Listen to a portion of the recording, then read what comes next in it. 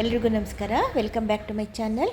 ಇವತ್ತು ಕೃಷ್ಣನ ಪ್ರಿಯವಾದ ಅವಲಕ್ಕಿಯಿಂದ ಒಂದು ಸ್ವೀಟ್ ಮಾಡ್ತಾಯಿದ್ದೀನಿ. ಅವಲಕ್ಕಿ ಲಾಡು ಏನು ಬೇಕಾದ್ರೂ ಅನ್ಬೋದು, ಅವಲಕ್ಕಿ ಉಂಡೆ ಏನು ಬೇಕಾದ್ರೂ ಅನ್ಬೋದು. ಇದಕ್ಕೆ ಏಕಾದಶಿ ದಿನ, ಕೃಷ್ಣಾಷ್ಟಮಿ ದಿನ ಇದನ್ನು ನೈವೇದ್ಯಕ್ಕೆ ಮಾಡ್ಕೊಳ್ಳೋವಂಥ ಸಿಹಿ ಪದಾರ್ಥ ಇದು.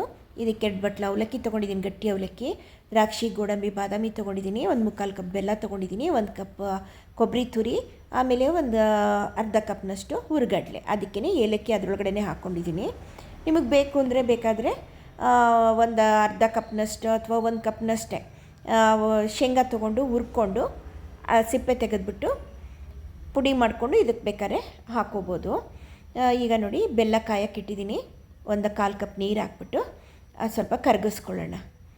ಈ ಕಡೆ ಇನ್ನೊಂದು ಬಾಣಲಿಗೆ ತುಪ್ಪ ಹಾಕಿ ದ್ರಾಕ್ಷಿ, ಗೋಡಂಬಿ ಎಲ್ಲ ಹುರ್ಕೊಳ್ತಾ ಇದ್ದೀನಿ. ಇದು ತೆಗೆದ ಮೇಲೆ ಅದೇ ಉಳಿದಿರೋ ತುಪ್ಪಕ್ಕೆ ಅವಲಕ್ಕಿ ಹಾಕ್ಬಿಟ್ಟು ಗರ್ಗರಿಯಾಗಿ ಹುರ್ಕೊಳ್ಳೋಣ.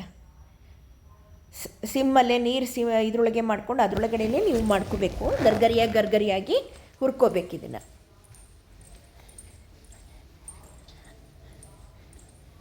ಇದಾದಮೇಲೆ ಗರ್ಗರಿಯಾಗಿ ಹುರ್ಕೊಂಡ್ಮೇಲೆ ಇದಕ್ಕೆ ಹುರ್ಗಡ್ಲೆ ಹಾಕ್ಬಿಟ್ಟು ಅದನ್ನು ಚೆನ್ನಾಗಿ ಒಂದು ಸ್ವಲ್ಪ ಕೆಂಪಗೆ ಹುರ್ಕೊಳ್ಳೋಣ.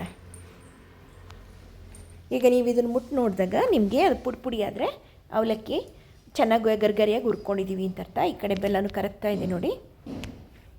ಈಗ ಅದನ್ನು ಪ್ರೆಸ್ ಮಾಡಿ ನೋಡಿದ್ರೆ ನಿಮ್ಗೆ ಗೊತ್ತಾಗುತ್ತೆ ಹುರಿದಿದ್ದೀವ ಇಲ್ವಾ ಚೆನ್ನಾಗಿ ಅಂತ. ದೇವ್ರ ನೈವೇದ್ಯಕ್ಕೆ ಇಡೋದ್ರಿಂದ ಇದನ್ನು ಬಾಯಿಗೆ ಹಾಕ್ಕೊಂಡು ನೋಡ್ತಿಲ್ಲ, ಹಾಗೆ ಕೈಯಲ್ಲೇ ಪ್ರೆಸ್ ಮಾಡಿ ನೋಡ್ತಾ ಇದ್ದೀನಿ.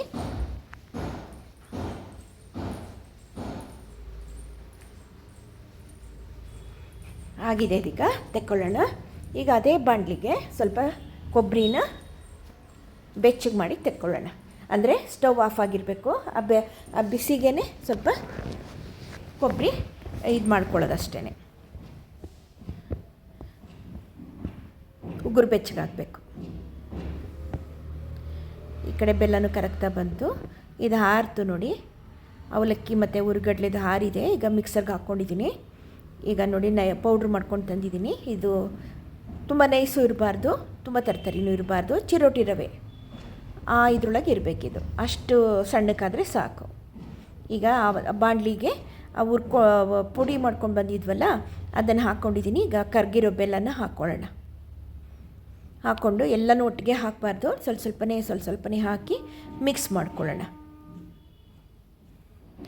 ಎಲ್ಲ ಚೆನ್ನಾಗಿ ಮಿಕ್ಸ್ ಆದಮೇಲೆ ಸ್ಟವ್ ಆನ್ ಮಾಡ್ತೀನಿ. ಆಮೇಲೆ ಒಂದು 2-3 ನಿಮಿಷ ಚೆನ್ನಾಗಿ ಇದು ಮಾಡಿ ತಿರುಗ್ಕೊಂಡ್ರೆ ಉಂಡೆ ಕಟ್ಟೋದಕ್ಕೆ ಬರುತ್ತದು. ಇನ್ನು ನೋಡಿ, ಇದು ಉಂಡೆ ಕಟ್ಟೋದಕ್ಕೆ ಬೆಲ್ಲ ಸಾಲ್ತಿಲ್ಲ, ಇನ್ನೊಂಚೂರು ಬೆಲ್ಲ ಹಾಕ್ಕೊಳ್ಳೋಣ. ಈ ಅವಲಕ್ಕಿ ಮತ್ತು ಹುರ್ಗಡ್ಲೆ ಇರೋದ್ರಿಂದ ನೀರನ್ನ ಎಳ್ಕೊಳ್ಳುತ್ತೆ. ಅವಲಕ್ಕಿ ಅದರಲ್ಲೇ ಹರಳ್ಕೊಳ್ಳುತ್ತೆ, ನೀರನ್ನು ಎಳ್ಕೊಂಬಿಡುತ್ತೆ. ಈಗ ಇನ್ನೊಂಚೂರು ಬೆಲ್ಲದ ನೀರು ಹಾಕ್ಕೊಂಡು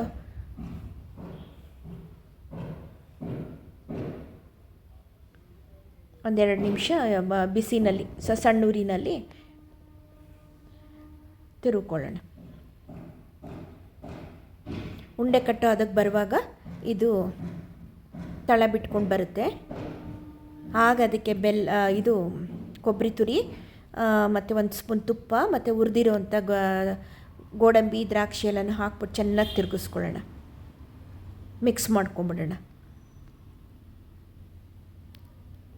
ನೋಡಿ, ಇದು ಬೆಲ್ಲ ಉಂಡೆ ಕಟ್ಟೋ ಅದಕ್ಕೆ ಬರ್ತಾಯಿದೆ. ಈಗ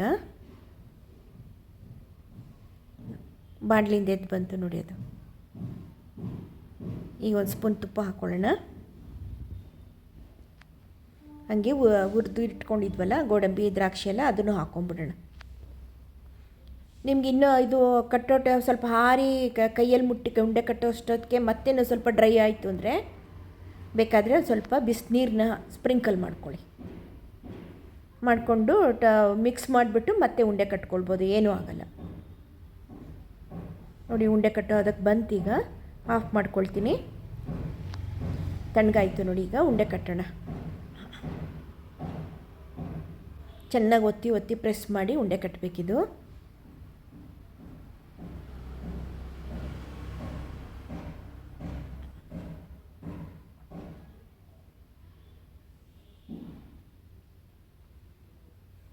ನನಗೆ 2 ಕಪ್ ಅವಲಕ್ಕಿ ತೊಗೊಂಡಿದ್ನಲ್ಲ, ಗಟ್ಟಿ ಅವಲಕ್ಕಿ, ಅದರಿಂದ ಒಂದು 15 ಉಂಡೆ ಆಯಿತು ನೋಡಿ.